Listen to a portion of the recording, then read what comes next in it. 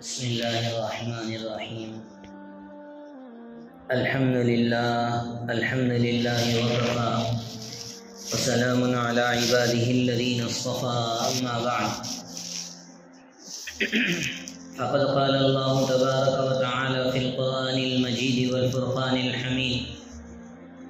أعوذ بالله من الشيطان الرجيم. بسم الله الرحمن الرحيم. لقد كان لكم في رسول الله أسوة حسنة. صدق الله مولانا العظيم.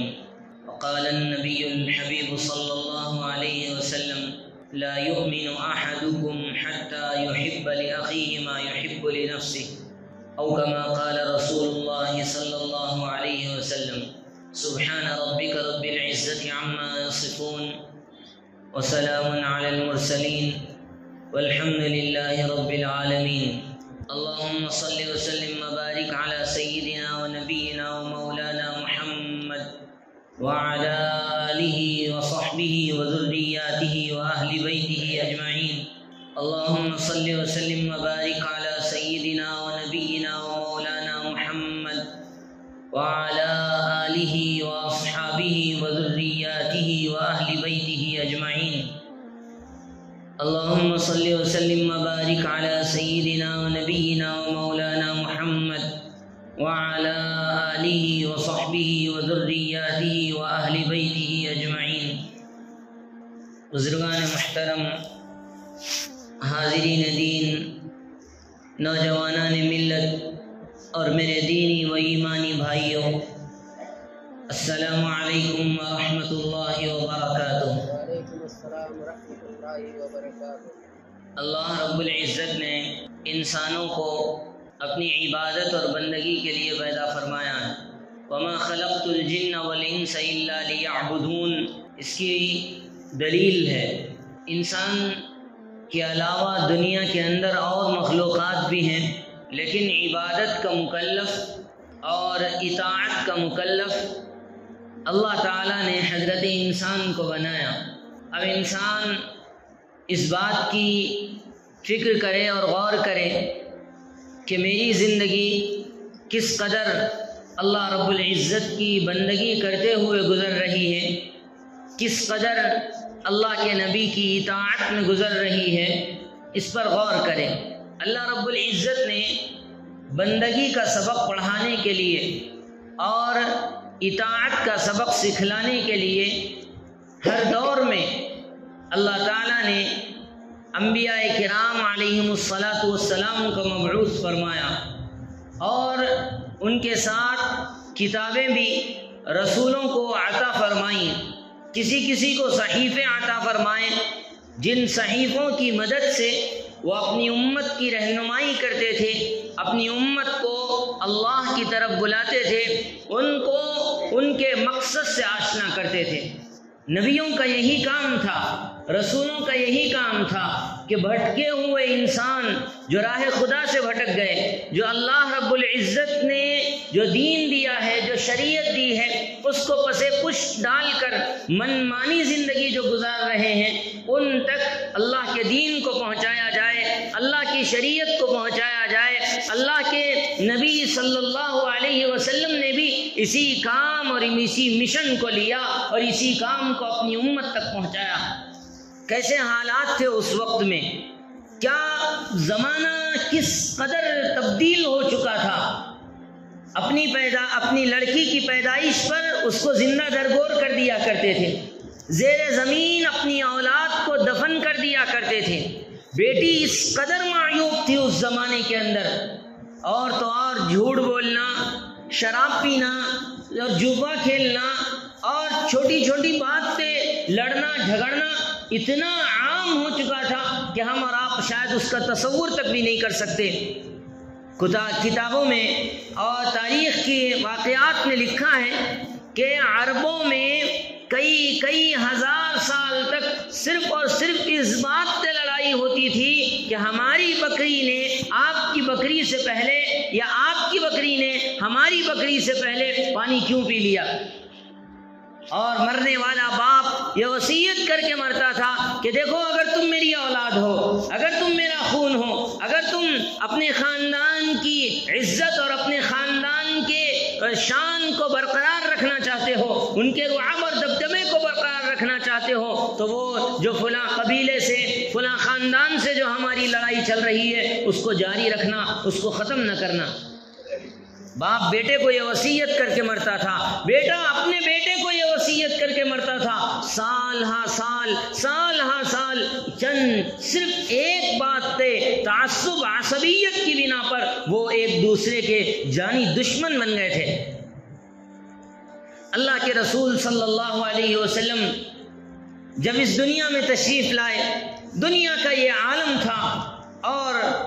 تو اور غیرت جو نام کی چیز تھی وہ تو چلی ہی گئی تھی، غیرت کوئی باقی نہیں تھی، حمیت کوئی باقی نہیں تھی۔ جوے کا اس قدر رواج تھا کہ جوے میں اپنی بیویوں کو ہار دیا کرتے تھے۔ جوے میں پیسہ ہارنا عام بات ہے، لیکن جوے میں جوا کھیلتے ہوئے یہ کہتے تھے کہ اگر میں یہ جوا ہار گیا تو میری بیوی تیری ہو جائے گی۔ جوے میں اپنی بیویوں کو ہار دیا کرتے تھے۔ ایسے خطرناک پرفتن پرسوز حالات میں اللہ کے رسول صلی اللہ علیہ وسلم کی بعثت ہوئی۔ اللہ تعالیٰ نے حضور اقدس صلی اللہ علیہ وسلم کو اس کائنات کا ہادی بنا کر مبعوث فرمایا، اس کائنات کا رہبر بنا کر مبعوث فرمایا۔ اب وہ لوگ جو کبھی کسی کو اہمیت نہیں دیتے تھے، کبھی کسی کی عزت نہیں کرتے تھے، وہ لوگ جن پر کوئی حکمرانی کرنے کے لیے تیار نہیں تھا، وہ لوگ جو کسی چیز کے ڈھنگ کو جانتے نہیں تھے، وہ لوگ جو اونٹ کے چرانے کو اپنا سب سے بڑا فخر سمجھتے تھے، اس کے علاوہ تعلیم تعلم کچھ ان کو آتا نہیں تھا، کچھ ان کے پاس تعلیم اور تعلم کا شعبہ نہیں تھا۔ ہاں ذہانت بہت تھی، شعراء بہت تھے، اور جاہلیت کے بھی بڑے بڑے شعراء گزرے ہیں، ذہانت سے ہزاروں ہزار شعر یاد کر کے رکھتے تھے۔ اپنے نسب کی حفاظت کرنا، حتیٰ کہ اپنے نسب کے ساتھ ساتھ اپنے گھوڑوں کے نسب بھی ان کو یاد ہوتے تھے، اتنی ذہانت تھی۔ اللہ کے رسول صلی اللہ علیہ وسلم نے ایسے معاشرے میں انسانوں کو ہدایت کی تعلیم دی۔ فرمایا یا ایھا الناس قولوا لا الہ الا اللہ تفلحوا، اے لوگوں کہہ دو کہ اللہ ایک ہے، تم کامیاب ہو جاؤ گے۔ اب کیا تھا، دوست دشمن بن گئے، آپ کے ساتھ رہنے والے، آپ کے ساتھ زندگی گزارنے والے اب آپ کے جان کے دشمن ہو گئے، اور تو اور جو آپ کے رشتہ دار تھے، آپ کے لیے اپنی زندگیوں کو قربان کرنے والے تھے، وہ سب بھی آپ کے جانی دشمن بن گئے۔ لیکن اللہ کے رسول صلی اللہ علیہ وسلم نے اپنے مشن کو نہیں چھوڑا، اپنے کام کو نہیں چھوڑا، امت کو حق کی تعلیم دیتے رہے، انہیں بتاتے رہے، انہیں اسلام کیا ہے سکھاتے رہے، اور انہیں اللہ کی وحدانیت اور اللہ کے رسول صلی اللہ علیہ وسلم کی رسالت کا صحیح یقین ان کے دلوں میں بٹھاتے رہے۔ مکے کے جو دور گزرے ہیں، مکے کا حضور اقدس صلی اللہ علیہ وسلم کی زندگی کا جو حال گزرا ہے، ہم اور آپ اس سے بخوبی واقف ہیں۔ کیسے مصائب آئے، کیسی مشکلات آئی، کیا درد سہا اور کیسا ظلم برداشت کیا، لیکن دین حق سے نہیں پھرے، دین حق سے منہ نہیں موڑا، دین حق سے انحراف نہیں کیا، دین حق سے ایک مرتبہ بھی اپنی گردن کو پلٹایا نہیں، بلکہ ہمیشہ دین حق کی طرف اور دین حق کی طرف بلاتے رہے، دین حق کی دعوت دیتے رہے۔ اللہ کے رسول حضرت محمد مصطفیٰ صلی اللہ علیہ وسلم نے پوری زندگی اسلام کی ترویج، اسلام کی تبلیغ اور اسلام کی اشاعت میں گزار دی، اور مکے کے ان حالات میں اللہ کے رسول صلی اللہ علیہ وسلم پر چند لوگ ایمان لائے، اسلام قبول کیا، اور پھر اس کے بعد ان کو وہاں رہنا مشکل کر دیا گیا، تو پھر وہاں سے ان کو حبشہ کی جانب ہجرت کا حکم دیا، پھر وہاں سے مدینۃ المنورہ کی جانب ہجرت کا حکم دیا، پھر خود آپ صلی اللہ علیہ وسلم اپنے وطن عزیز مکہ کو چھوڑ کر پھر ہجرت کر کے مدینۃ المنورہ تشریف لے گئے۔ یہ سب کس بنیاد پہ ہو رہا ہے؟ کیا کوئی سمجھوتا نہیں کر لیا جا سکتا تھا؟ کیا کوئی ایسا نہیں تھا کہ پیسے لے کے اپنے مشن کو روک دیا جا سکتا تھا؟ کیا ایسا نہیں تھا؟ نہیں، بلکہ آفرز بہت آئے، آپ صلی اللہ علیہ وسلم کو ورغلانے کی کوشش کی گئی، اور وہ واقعہ یاد کیجئے جب ابو طالب کے پاس اللہ کے رسول صلی اللہ علیہ وسلم کی شکایت لے کر مکے کے سردار آئے اور کہا کہ اپنے بھتیجے کو ہمارے معبودوں کو برا بھلا کہنے سے روکو،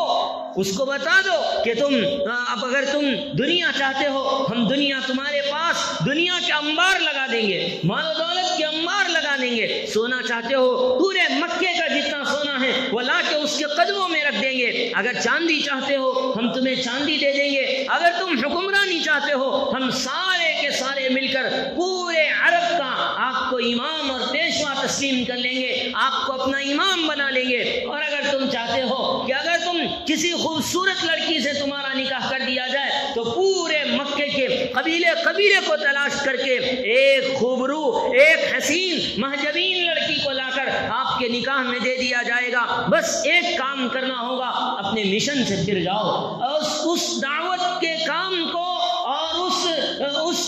اس مزاج شریعت کو اور اللہ کی طرف سے دیے جانے والے عظیم کام سے تم اپنے آپ کو روک دو، اپنے آپ کو بچا لو، اور اللہ نے جو دین جو دیا ہے اس سے اپنے آپ کو بچا لو۔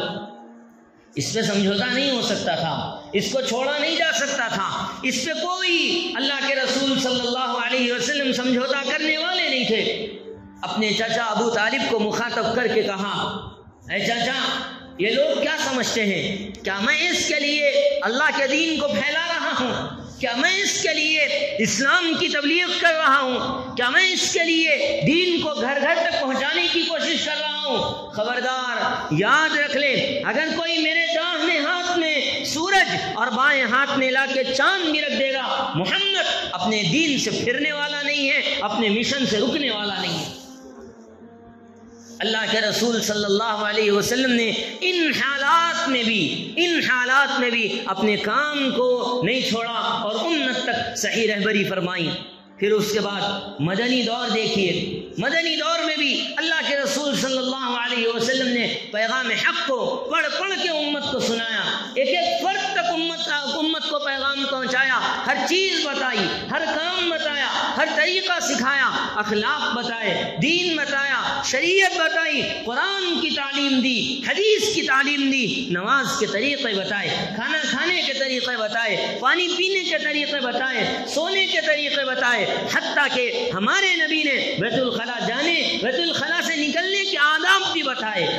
اور کیا کیا، اور زندگی گزارنے کے ایسے کون سے اصول ہیں جو ہمارے نبی نے نہیں بتائے ہوں۔ کس لیے یہ سب کس لیے ہو رہے ہیں؟ اس لیے کہ اللہ نے جو عظیم مقصد دیا تھا اس مقصد کو زندہ کرنے کے لیے اور اس مشن کو تازہ کرنے کے لیے اللہ کے رسول صلی اللہ علیہ وسلم نے یہ قربانیاں دی۔ آج تقریباً 1450 سال بیت گئے، ہم اس دور میں موجود ہیں، ہم یہ یقین رکھتے ہیں کہ اللہ کے رسول صلی اللہ علیہ وسلم اللہ تعالیٰ کے آخری پیغمبر ہیں، آپ کے بعد کوئی نبی آنے والا نہیں ہے۔ اگر کوئی نبوت کا دعویٰ کرے گا آپ کے بعد تو وہ سب سے بڑا جھوٹا، سب سے بڑا مکار، سب سے بڑا دجال ہوگا، سب سے بڑا دھوکے باز ہوگا۔ یہ آیات قرآنیہ ہیں، ما کان محمد ابا احد من رجالکم ولکن رسول اللہ وخاتم النبیین، اے اللہ کے رسول آپ خاتم النبیین ہیں۔ اور تو اور اللہ کے نبی نے فرمایا لو کان بعدی نبی لکان عمر، اگر میرے بعد کوئی نبی ہوتے تو وہ حضرت عمر ہوتے، لیکن حضرت عمر نبی نہیں بنائے گئے۔ بتایا، معلوم ہوا کہ کوئی نبی اللہ کے رسول صلی اللہ علیہ وسلم کے بعد آنے والا نہیں ہے۔ انا خاتم النبیین، میں آخری نبی ہوں، نبیوں کا اختتام مجھ پہ ہونے والا ہے، لا نبی بعدی، میرے بعد کوئی نبی آنے والا نہیں ہے۔ یہ ہمارا عقیدہ ہے، یہ ہمارا ایمان ہے۔ تو پھر ہماری کیا ذمہ داری ہے؟ ہماری ذمہ داری یہ ہے کہ ہم اپنے حالات کا جائزہ لے کر ہم اپنے آپ کو دین پر ابھارنے کی کوشش کریں، دین پر عمل کرنے کی کوشش کریں۔ حالات دن بدن بدتر ہوتے چلے جا رہے ہیں، حالات ہمارے بگاڑ کے دن بدن ایسے ہوتے جا رہے ہیں کہ شاید ہم نے اس کا تصور تک نہیں کیا ہے، اور ان بدعمالیوں کے سبب ہمارے حالات اور ساری دنیا کے اندر مسلمانوں کے حالات دن بدن خراب ہوتے جا رہے ہیں۔ اگر ہم کامیاب ہونا چاہتے ہیں، اگر ہم اللہ اور اس کے رسول صلی اللہ علیہ وسلم کے نگاہ میں مقام پانا چاہتے ہیں، اور اگر ہم اللہ کو راضی کرنا چاہتے ہیں، اللہ کے رسول صلی اللہ علیہ وسلم کو راضی کرنا چاہتے ہیں، تو ہماری اور آپ کی ذمہ داری ہے کہ ہم اپنے ایمان کی حفاظت کے ساتھ ساتھ اپنے آپ کو اعمال پہ کھڑا کریں، اپنے آپ کو یقین کامل اپنے اندر پیدا کریں، اپنے آپ کے اندر یقین کامل پیدا کر کے اپنی زندگی کو اسلام کے مطابق اور شریعت کے مطابق گزارنے کی کوشش کریں، تو پھر اللہ رب العزت کامیاب فرمائے گا اور اللہ راضی ہوں گے، اللہ کے رسول راضی ہوں گے۔ یہ قربانیاں اسی مقصد کے لیے دی گئی، یہ قربانیاں جو مکے میں دی گئی، وہ قربانیاں جو مدینے میں دی گئی، وہ قربانیاں جو کوفہ کے میدان میں دی گئی، وہ قربانیاں جن کی وجہ سے صحابہ کرام نے شہادت کا گھونٹ دیا، کس بنیاد پہ دی گئی؟ کہ امت کے ہر فرد تک اللہ کا پیغام پہنچ جائے، اللہ کا دین پہنچ جائے، اللہ کے رسول صلی اللہ علیہ وسلم کی لائی ہوئی شریعت پہنچ جائے۔ اور ہم اور آپ اگر جانتے بوجھتے بھی شریعت پر عمل نہ کریں، ہم جانتے بوجھتے بھی اللہ کے رسول صلی اللہ علیہ وسلم کی تعلیمات پر عمل نہ کریں، اگر ہم جانتے بوجھتے بھی اللہ کے رسول کی اطاعت نہ کریں، ہم جانتے بوجھتے بھی اگر ہم حضور کے اخلاق پر اپنے اخلاق کو درست نہ کریں، تو پھر یاد رکھیے ہم سے بڑا مجرم اور کون ہوگا؟ ہم سے بڑا مجرم یقیناً کوئی نہیں ہوگا۔ ہم کو معلوم ہے دین کیا ہے، ہم جانتے ہیں کہ ہمارے اوپر کیا فرائض ہیں، ہم جانتے ہیں کہ ہمارے اوپر کیا واجبات ہیں، ہم جانتے ہیں کہ نبی کی سنتیں کیا ہیں، لیکن اس کے باوجود بھی ہم نے سے بہت سے حضرات سنت کو سنت سمجھ کے چھوڑنے والے، فرض کو کوتاہی سے چھوڑنے والے، واجبات کو چھوڑ دینے والے بہت سے حضرات پائے جائیں گے۔ اگر اپنے آپ کو بدلنا چاہتے ہیں، اگر اپنے آپ میں اللہ کے رسول صلی اللہ علیہ وسلم کی نظر میں، اللہ کی نظر میں مقام پانا چاہتے ہیں، تو پھر ہمیں اپنے اعمال کو بدلنا ہوگا، اعمال میں تبدیلی لانی ہوگی، ہمیں اللہ رب العزت کی شریعت پہ عمل کرنا ہوگا، اور اللہ رب العزت نے جو ہمیں طریقے بتلائے ہیں، جو دین ہمیں سکھایا ہے، اس دین کے مطابق اپنی زندگی کو گزارنا ہوگا، تو پھر یقینی طور پر اللہ تعالیٰ کامیاب فرمائیں گے۔ یاد رکھیے اس وقت میں ہم کو سب سے زیادہ جن چیزوں کی ضرورت ہے وہ آپ کے سامنے گزارش آپ کے سامنے پیش کر کے انشاءاللہ بات کو ختم کروں گا۔ سب سے زیادہ اس وقت میں جو ضرورت پائی جاتی ہے وہ ایمان کی پختگی کی ضرورت ہے، ایمان مضبوط کرنے کی ضرورت ہے۔ حالات دن بدن خراب ہوتے جا رہے ہیں، ہمارے ملک کے بھی حالات خراب ہوتے جا رہے ہیں، ارتداد کی ایک لہر چل پڑی ہے، بہت سے ہمارے مسلمان بھائی چند کوڑیوں کی خاطر اپنے ایمان کا سودا کرنے کے لیے تیار ہیں، ہماری مسلمان بہنیں چند روپیوں اور چند پیسوں کی لالچ میں اپنا ایمان بیچ دینے کے لیے تیار ہیں۔ ایسے وقت میں ہماری اور آپ کی ذمہ داری ہے کہ اپنے ایمان کی حفاظت کے ساتھ ساتھ اپنے ایمان پہ محنت کریں، پہلا کام۔ دوسرا کام یہ ہے کہ اللہ کے رسول صلی اللہ علیہ وسلم کی جو شریعت لائی ہوئی شریعت ہے، جتنا ہم جانتے ہیں ان پر عمل کرنے کی ضرورت ہے۔ بہت سی چیزیں ہیں جو ہمیں معلوم ہیں لیکن ہم چھوڑ دیتے ہیں، خواہشات نفسانی پر ہمارا عمل ہو جاتا ہے، ہم یہ سمجھتے ہیں چلو کل کر لیں گے، چلو پرسوں کر لیں گے، کچھ دنوں کے بعد کر لیں گے، ابھی ہماری ایج ہی نہیں آئی ہے، ابھی ہماری عمر ہی نہیں ہے، بعد میں کریں گے، اللہ جب موقع دے گا۔ لیکن یہ یاد رکھیے موقع کسی کے پاس بھی ہمیشہ کے لیے نہیں ہے، ایک وقت آئے گا سب ختم ہو جائے گا، اور زندگی کا کوئی بھروسہ نہیں ہے، کل کو کس نے دیکھا ہے۔ اس لیے وہ کہتے ہیں عقل مند لوگ کہ کل کا کام آج اور آج کا کام اب، کل کا کام آج کرنا ہے اور آج کا کام اب کرنا ہے۔ تو پھر ہم کو یہ سوچ کر کے کہ پرسوں کر لیں گے، کچھ دنوں کے بعد کر لیں گے، رمضان میں کر لیں گے، پھر تھوڑی دنوں کے بعد کر لیں گے، یہ سوچ کے جو ہم شریعت پر عمل کرنے سے اپنے آپ کو بچا رہے ہیں، اپنے آپ کو روک رہے ہیں، اس سے توبہ کر کے ہمیں آج ہی سے شریعت پہ عمل شروع کرنا ہوگا۔ ہم جتنا جانتے ہیں شریعت کے بارے میں اتنا نماز جانتے ہیں، نماز کی پابندی، اور اس کے ساتھ ساتھ والدین کی اطاعت جانتے ہیں، والدین کی فرما برداری جانتے ہیں، آج سے والدین کی فرما برداری، قرآن کی تلاوت کرنا جانتے ہیں، آج سے قرآن کی تلاوت، اللہ کا ذکر کرنا جانتے ہیں، آج سے اللہ کا ذکر، اللہ کے رسول صلی اللہ علیہ وسلم پر درود شریف پڑھنا جانتے ہیں تو آج سے اس بات کا ماحول بنائیں کہ ہم اللہ کے رسول صلی اللہ علیہ وسلم کی ذات مبارکہ پر درود پڑھنے والے بنے۔ تو جو اعمال سے ہم واقف ہیں، جو اعمال سے ہم واقف ہیں، آج سے ہمیں ان سب کو کرنے کی ضرورت ہے۔ دوسری چیز یہ دین پر اور شریعت پر عمل، اور تیسری سب سے اہم چیز